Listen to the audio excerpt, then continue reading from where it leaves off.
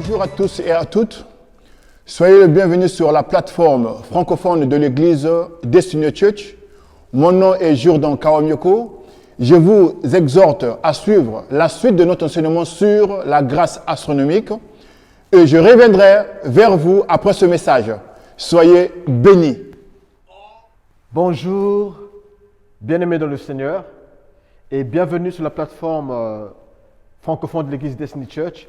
C'est encore moi, votre frère Arlon Gastelea, et j'ai vraiment une joie de me retrouver encore devant vous aujourd'hui pour partager la parole de Dieu sous le thème « La grâce astronomique ». Et aujourd'hui, j'aimerais j'ai la grâce au fait d'aborder la 9e partie de ce message sous le titre, un titre je pense que vous trouverez intéressant, qui est la grâce qui brise la malédiction. Oui, aujourd'hui nous voulons parler sous ce thème, sous cet emblème de la grâce astronomique des malédictions. Parce qu'au fait, sans prétention aucune ou sans vouloir être ignorant des faits, les malédictions existent. Et c'est des choses dont plusieurs vies sont impactées, sont affectées. Les malédictions, elles sont réelles, surtout dans le monde africain, dans le milieu africain. C'est un concept qui nous est habituel, que nous connaissons, auquel nous sommes affectés. Au fait, nous avons été exposés depuis le bas âge. Nous sommes conscients des malédictions.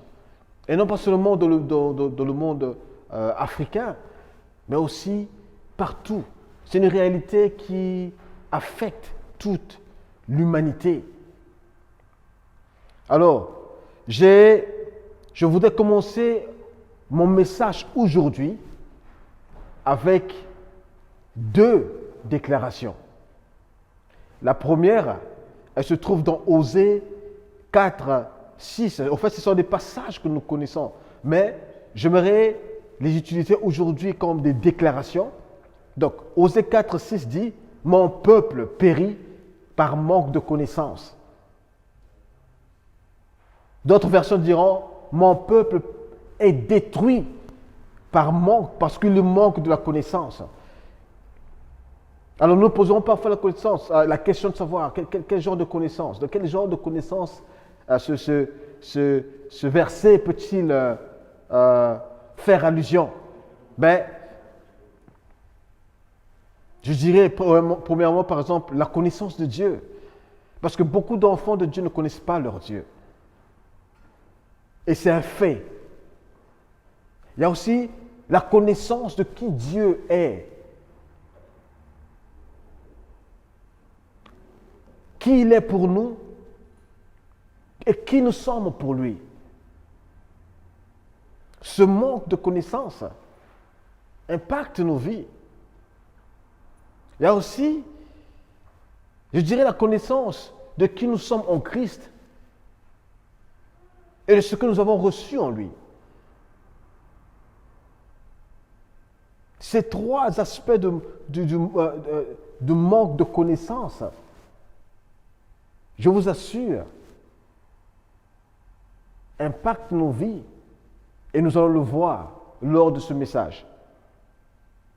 Et la deuxième déclaration, c'est Jean 8, 32, où Jésus dit « Vous connaîtrez la vérité et la vérité vous affranchira ou vous rendra libre. » Mais il est important de noter que ce n'est que la vérité que nous connaissons qui nous affranchit. C'est la vérité que nous connaissons qui nous rendra libres. Et la question qu'il faut se poser est celle-ci.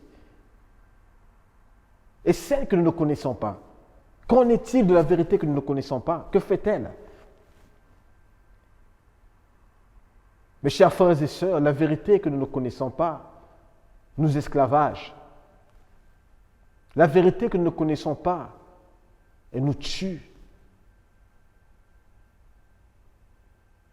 Et Satan profite de notre ignorance de certaines choses pour impacter nos vies, pour limiter nos vies, pour nous trébucher. Satan il profite de notre ignorance pour accomplir ses desseins même dans nos vies.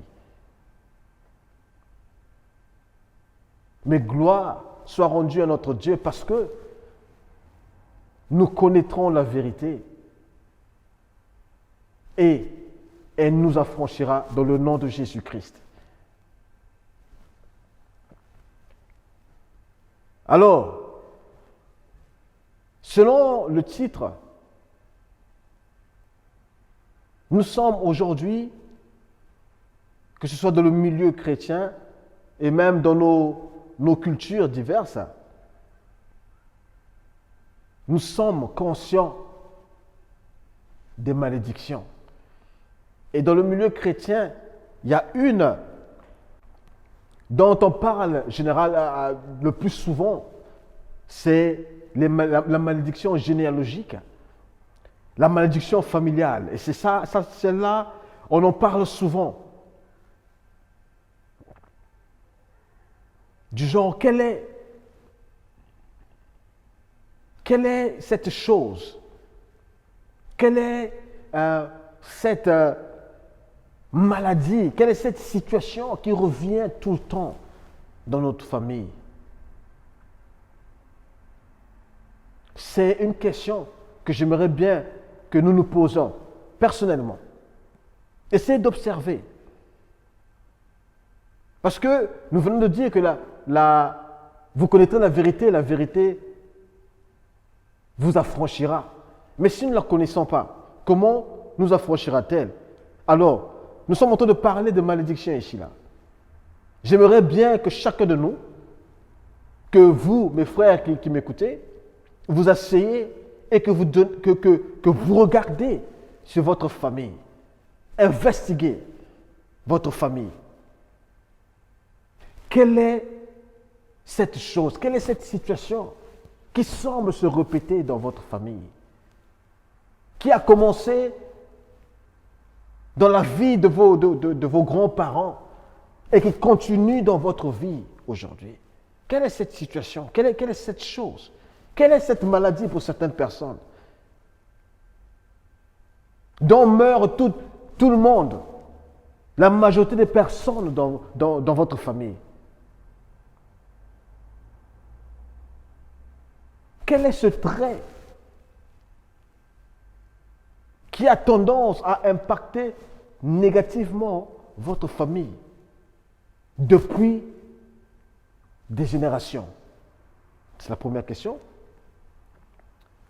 Alors, mais il y a aussi une malédiction que j'ai. Après certaines investigations, je me suis rendu compte qu'il y avait une malédiction dont on ne parle pas souvent, dont on ne mentionne pas, que nous mentionnons même pas dans nos églises, ou même dans nos discussions en fait. Et c'est la malédiction territoriale ou locale. La malédiction qui a trait à un territoire. Ça peut être un village, ça peut être une ville, ça peut être même une nation. Même une nation. Vous remarquerez que dans certains lieux, dans certaines villes, dans certains villages, les gens se comportent d'une certaine façon. Les gens de certains villages sont reconnus par un certain trait, par quelque chose, par une certaine habitude. Dans ce pays, les gens agissent comme ceci, comme cela.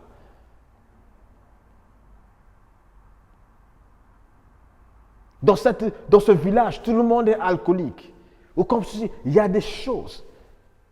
Et tout le monde qui va, par exemple, dans ce village, dans ce lieu, qui se rend dans cela, finit par se comporter de la même manière que tout le monde. Nous nous posons parfois ces questions-là.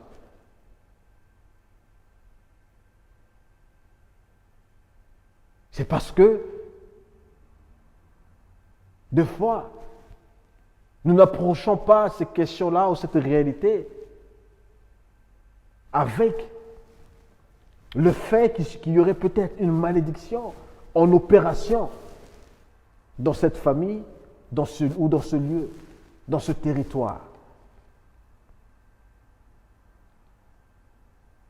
Et parlons par exemple de territoire.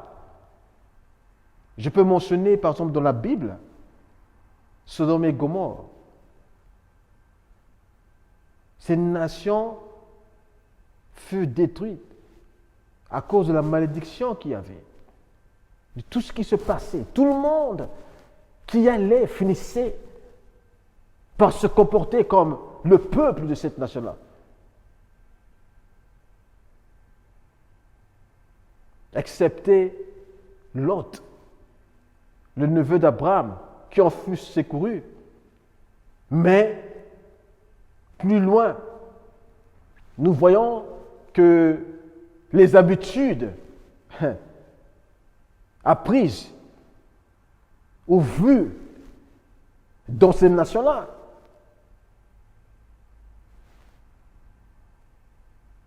ont influencé ses filles, sa famille, et nous le verrons plus loin dans le message. Alors, donc, nous sommes conscients qu'il y a des malédictions dans la vie, qu'elles existent. Et d'ailleurs même, la Bible nous dit que Dieu, dès le commencement, après la chute de l'homme, dans le livre de Genèse, avait maudit, avait prononcé une malédiction sur le sol. Pas sur l'homme, mais sur le sol. Genèse 3, 17 nous dit, et il dit à l'homme, puisque tu as écouté la voix de ta femme et que tu as mangé de l'arbre au sujet duquel je t'avais donné cet ordre, tu n'en mangeras point, le sol sera maudit à cause de toi. C'est à force de peine que tu en tireras ta nourriture tous les jours de ta vie. Et souvent, nous nous posons la question de savoir comment est-ce que nous travaillons et nous ne tirons pas profit de notre travail, sans peut-être se rendre compte que cette malédiction d'Adam est en opération dans nos vies. Combien de nous mettons tant d'efforts dans le travail sans en tirer vraiment un profit?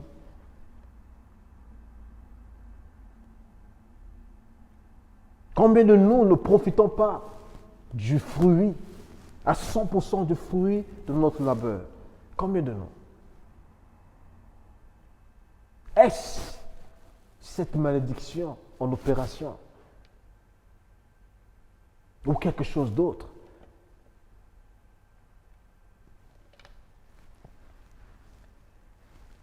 Et parlons de malédiction, qui est un concept clé dans les Écritures. Nous voyons qu'il fut un moment où Dieu mit devant Israël deux choix. Nous lisons dans la vie et la mort, la bénédiction et la malédiction.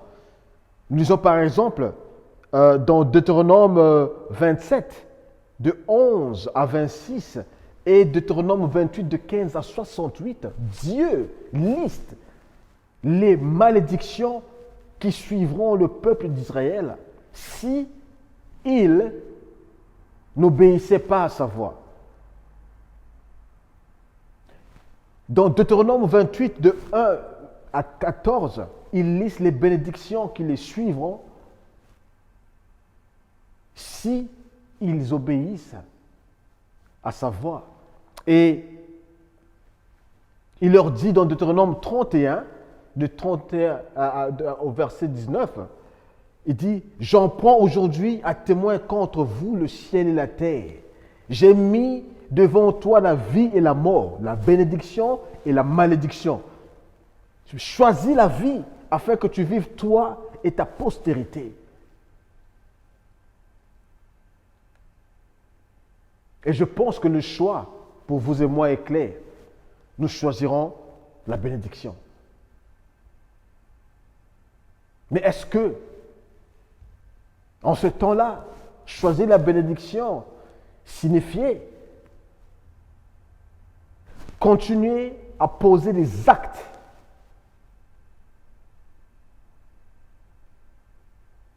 cette bénédiction était conditionnée par un acte, était conditionnée par leur obéissance.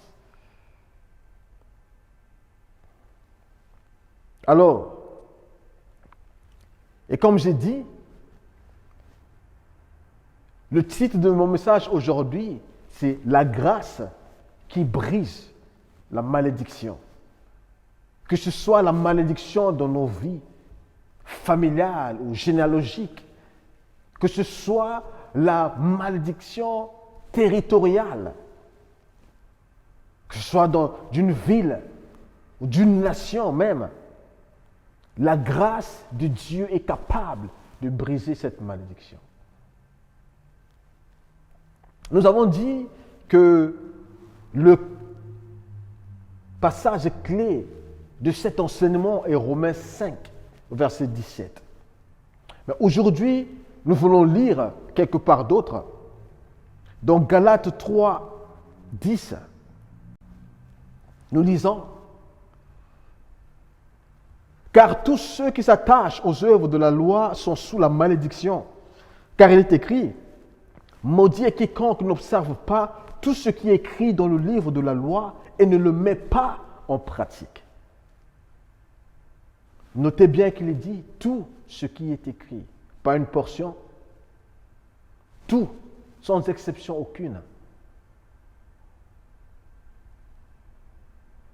Nous avons découvert lors de précédentes interventions que notre Dieu est relationnel, que Dieu, quand il vient dans une relation, il emmène tout ce qu'il est et tout ce qu'il a. Il est investi à 100%. Bien que cela ne soit pas toujours notre expérience, mais Dieu, il s'investit à 100% dans une relation. Et nous avons découvert qu'il y avait deux façons de se connecter à ce Dieu-là. La première façon, c'était par la loi, donc il avait donné, dont nous venons de lire qu'il fallait l'observer, il fallait observer tout ce qui est écrit dedans. Donc la première des choses, c'était la loi.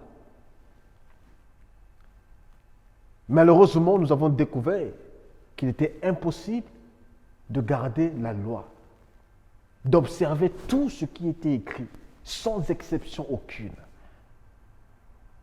Et cela, nous avons dit, nous a mené à la condamnation.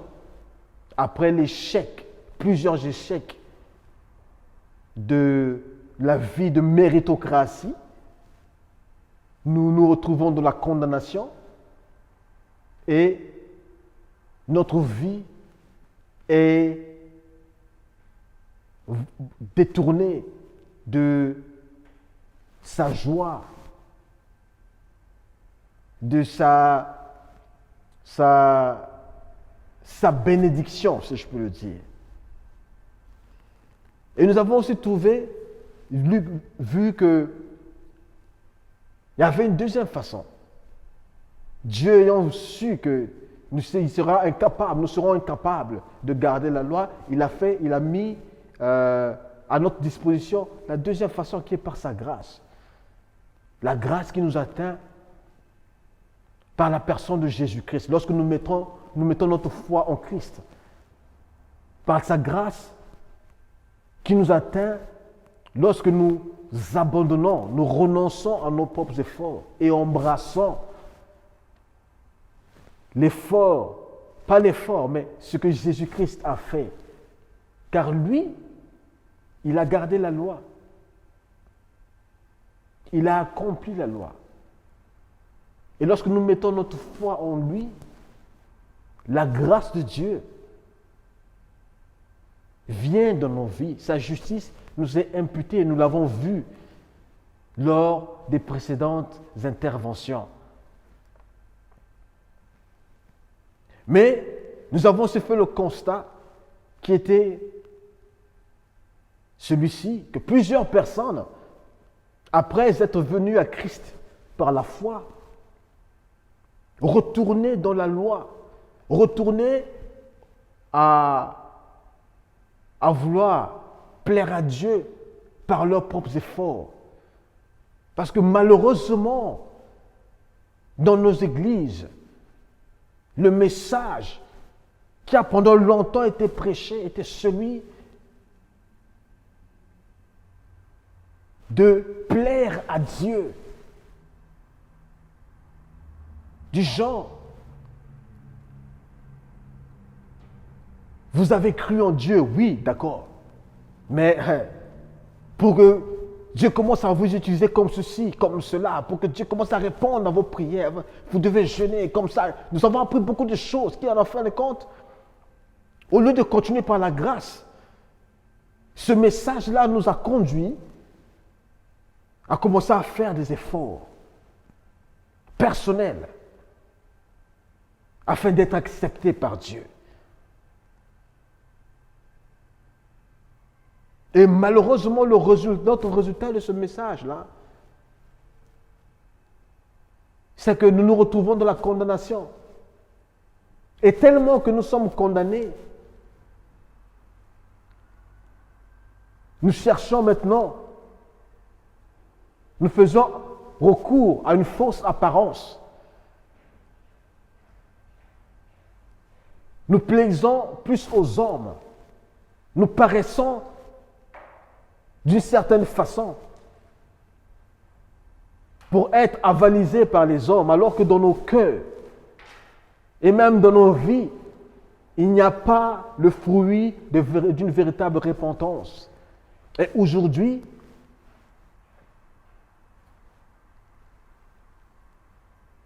nous voyons les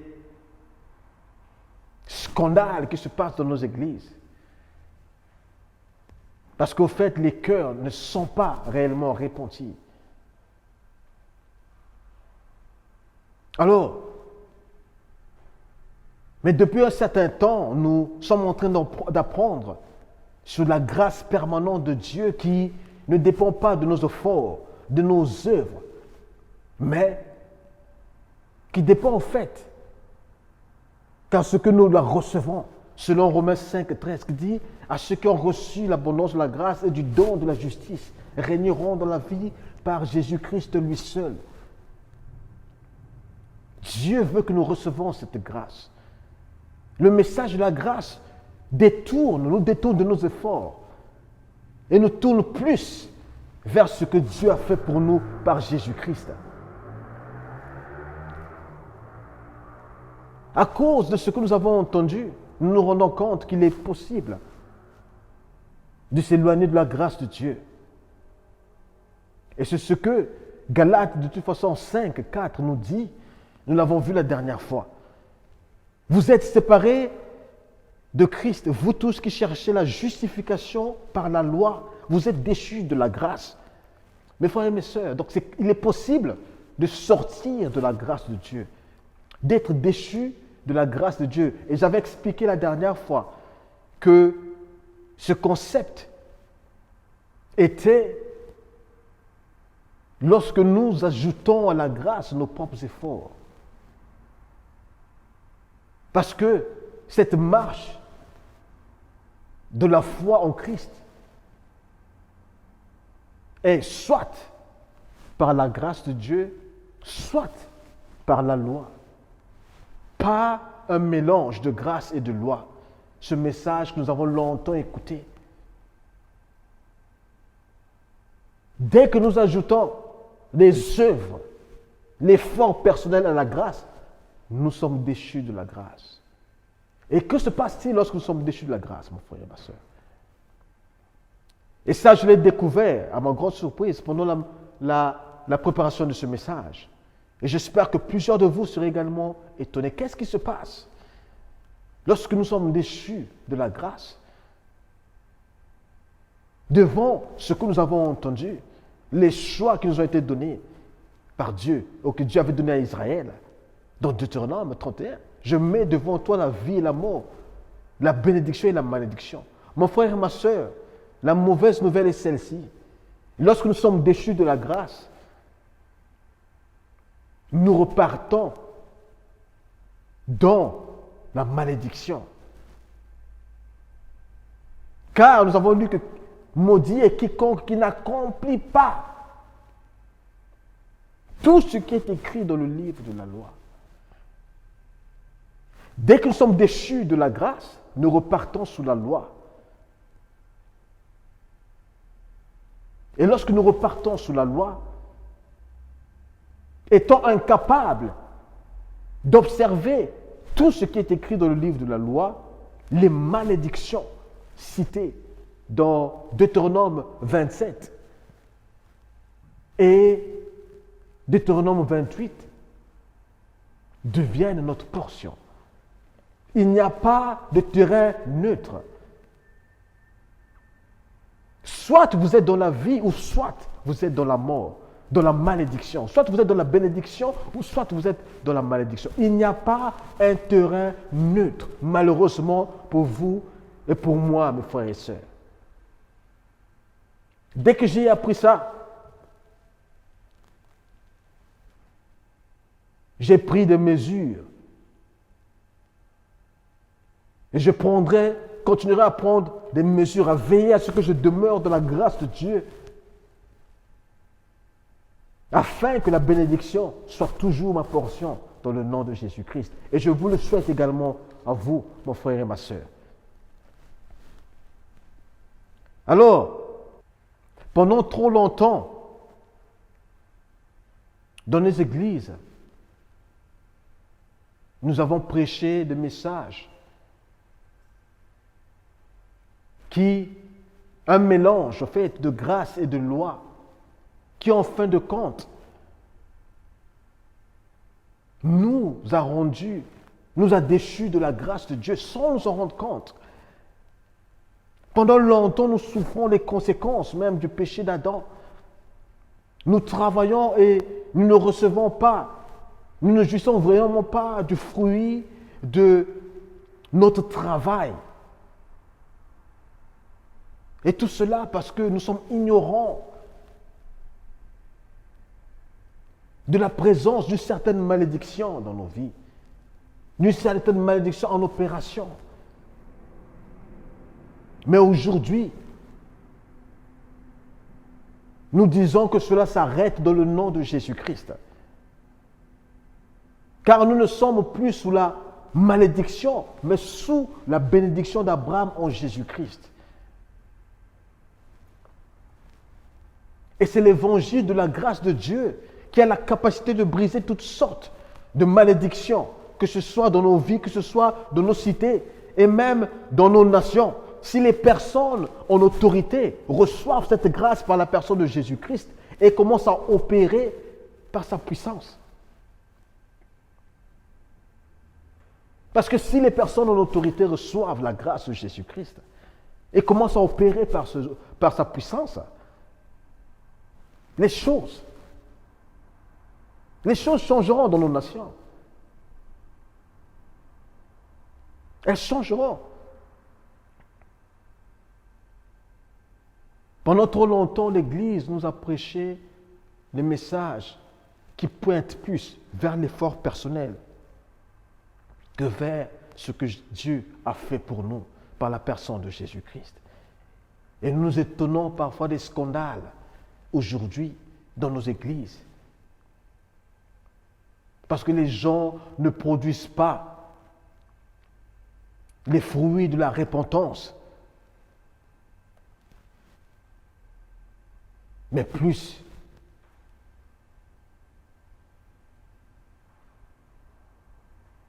une fausse image pour chercher à plaire aux gens. Nous en avons plus l'apparence d'être chrétiens que de l'être réellement, parce que nos cœurs ne sont pas totalement transformés et changés. Mais cela ne s'arrête pas là. Parce que la Bible dit que Christ nous a rachetés de la malédiction de la loi, étant devenu malédiction pour nous. Car il est écrit, maudit est quiconque est pendu au bois, afin que la bénédiction d'Abraham ait pour les païens son accomplissement en Jésus-Christ, et que nous recevions par la foi l'Esprit qui avait été promis. Et cela, c'est dans Galates 3, de 13 à 14. Et ça, c'est la bonne nouvelle. À cause de ce verset seul, mon frère et ma sœur, je pense qu'il est temps de ne plus permettre à la malédiction, de quelle forme qu'elle soit, de continuer à opérer dans nos vies. Parce que nous avons mis notre foi en Christ. Nous sommes en Christ. Ces choses-là qui ont opéré pendant longtemps, pendant des générations dans nos vies, elles doivent arrêter aujourd'hui dans le nom de Jésus-Christ. Et cela, c'est seulement si nous connaissons la vérité, car seule la vérité que nous connaissons va nous affranchir. Alors lorsque nous avons parlé des promesses, des choix que Dieu avait mis devant Israël, les promesses dans le livre de Deutéronome 28, nous remarquons qu'il y a quelque chose, qu'il y a une condition que Dieu a mis. Le problème, c'est que à ces bénédictions est attachée une condition. Et c'est celle-ci, nous la lisons, Deutéronome 28, verset 1. Si tu obéis à la voix de l'Éternel, ton Dieu, en observant et en mettant en pratique tous ces commandements que je te prescris aujourd'hui, et voilà, il liste toutes les bénédictions qui s'en suivront.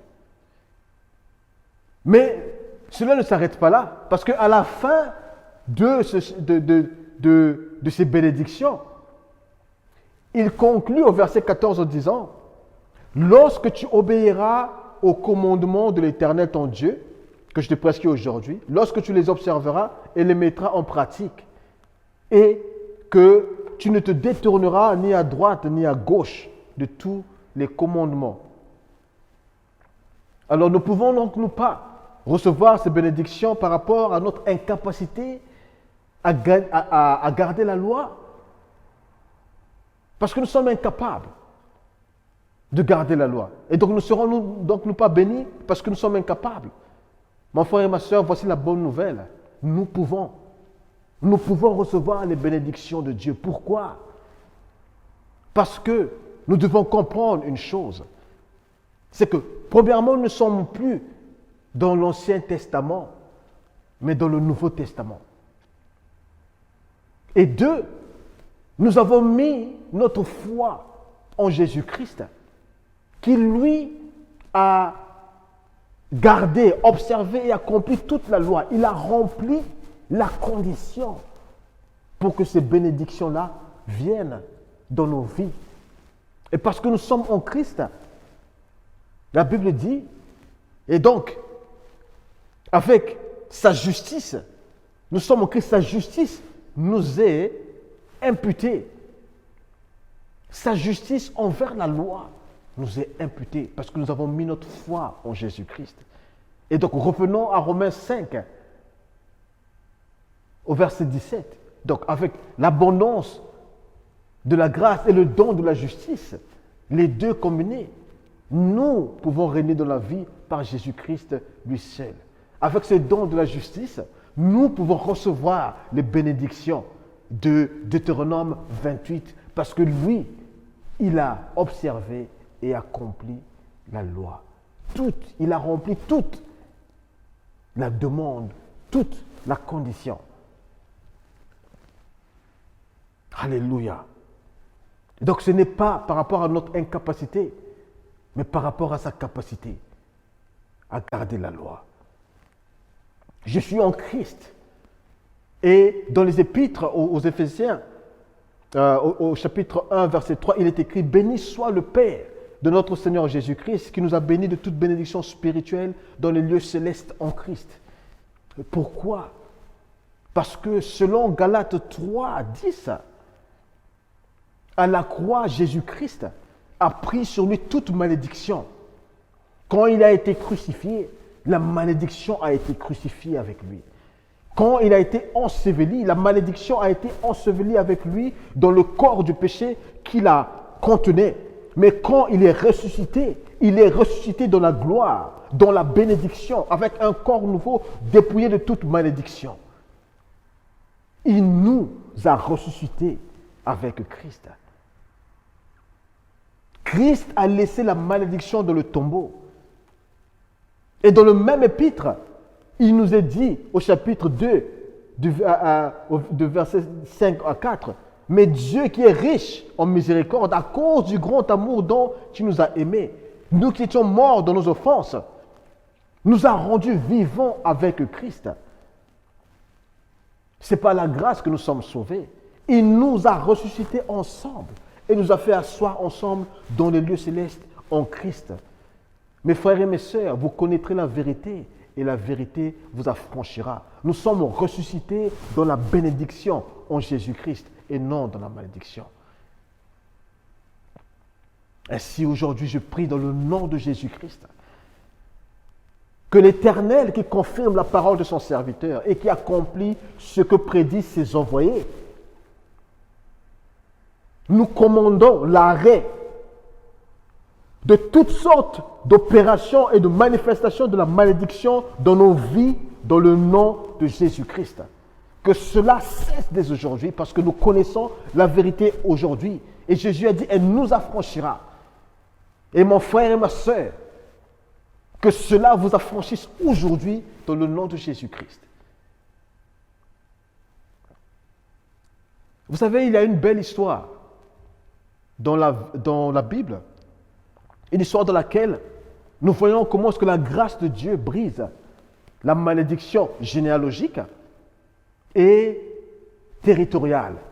Et c'est l'histoire de Ruth.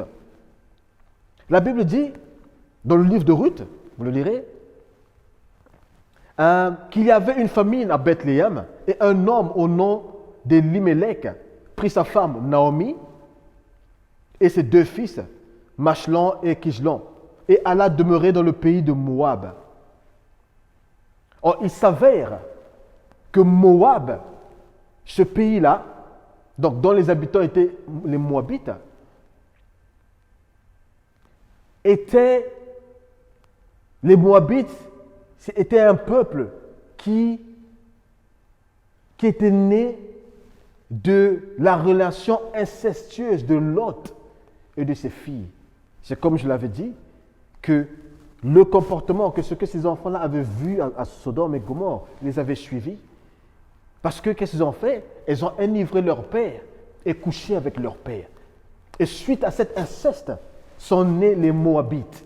Et donc c'était un peuple qui était considéré comme étant maudit. Cette terre était maudite. Et nous le voyons même, et moi je suis sûr que le résultat, que cette malédiction avait atteint Elimelech et ses fils, parce que la Bible nous dit que, arrivés là-bas, ils prirent des femmes, donc ses enfants prirent des femmes, mais Elimelech et ses deux fils moururent. Ils moururent. Et je suis sûr que c'est la malédiction territoriale qui avait atteint cette famille. Alors, après cela, Naomi décida de repartir à Bethléem. Mais ses fils elle se trouvait avec donc, ses deux belles-filles. Il y avait Ruth et puis Orpa. Orpa décida de rester dans sa nation, mais Ruth suivit Naomi à Bethléem en lui disant ceci: où tu iras, j'irai. Où tu demeureras, je demeurerai. Ton peuple sera mon peuple et ton Dieu sera mon Dieu. Où tu mourras, je mourrai et je serai enterré. Que l'Éternel me traite dans toute sa rigueur, si ce n'est pas la mort qui nous sépare. Alors Ruth se relocalise. Elle part d'un pays maudit vers un pays béni. Et la suite, c'est que Ruth figure dans la généalogie de Jésus-Christ. Et c'est comme si, prophétiquement, Dieu disait, avant que j'arrive là, et non pas seulement elle qui figure dans la généalogie de Jésus-Christ, mais il y a aussi Rahab. Rahab, cette prostituée de Jéricho qui avait gardé les espions d'Israël. Rahab, la prostituée, figure dans la généalogie de Jésus-Christ. Et prophétiquement parlant, c'est comme si Dieu disait que avait été conçue par une relation incestueuse. Donc cette malédiction ancestrale, cette malédiction généalogique et territoriale, parce que la nation de laquelle était maudite. Et nous voyons une prostituée. C'est comme si ces deux, la malédiction, il a rassemblé ces malédictions pour les détruire dans la vie de Jésus-Christ, prophétiquement parlant. Et si cela est le cas, ça veut dire que la grâce de Dieu est disponible pour quiconque veut la recevoir. Quel que soit ton état, quel que soit ce que tu fais, prostituée ou quoi que ce soit, la grâce de Dieu est capable de briser la malédiction dans ta vie. Elle est capable de le faire. Et nous voyons donc que Dieu a changé l'histoire de ces deux personnes. Or, Jésus-Christ est la postérité d'Abraham. Et donc, quand Galates dit, dans 3 dit, que afin que la bénédiction d'Abraham ait pour les païens son accomplissement en Jésus-Christ, c'est pour dire que nous qui avons cru en Jésus-Christ, la Bible déclare que nous sommes la postérité d'Abraham par la foi dans le livre de Romains. Et donc, Dieu a changé notre généalogie. Nous sommes devenus de la postérité d'Abraham. En Christ, notre généalogie a changé. Et plus loin, et pire, mieux encore, Dieu change même notre localisation parce que dans Colossiens 3,12, il dit « Il nous a délivrés de la puissance des ténèbres et nous a transportés dans le royaume de son Fils bien-aimé. » Mon frère et ma soeur, Dieu en Christ a changé notre généalogie, il a changé notre localisation, notre territoire.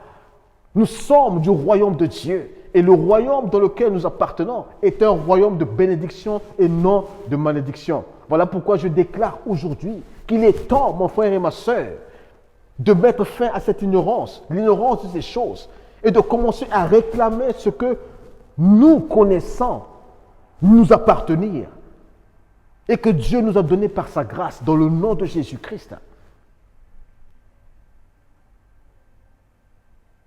La grâce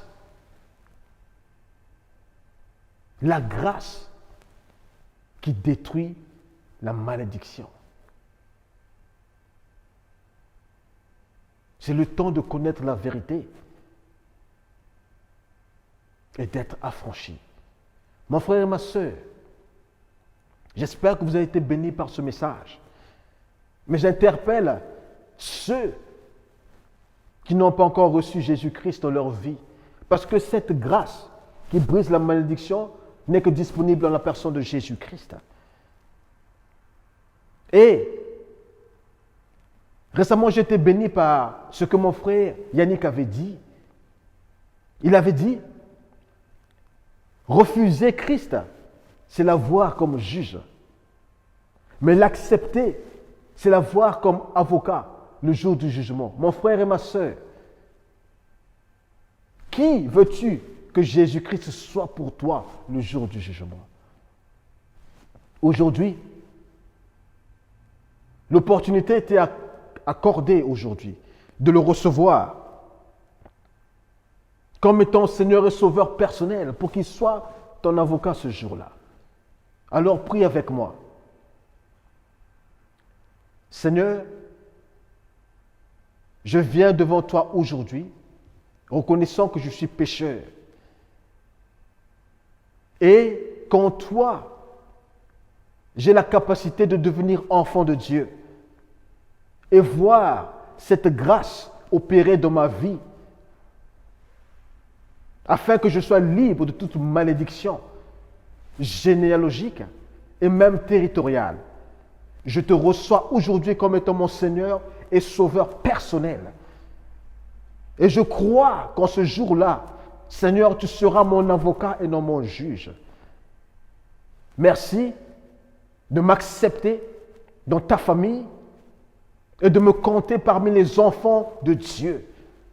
Je suis sauvé par la grâce au moyen de la foi. Merci Seigneur.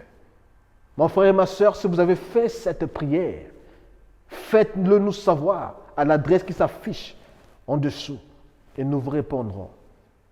Que la grâce de Dieu aujourd'hui manifeste ses bénédictions dans vos vies, dans nos vies, dans le nom de Jésus-Christ.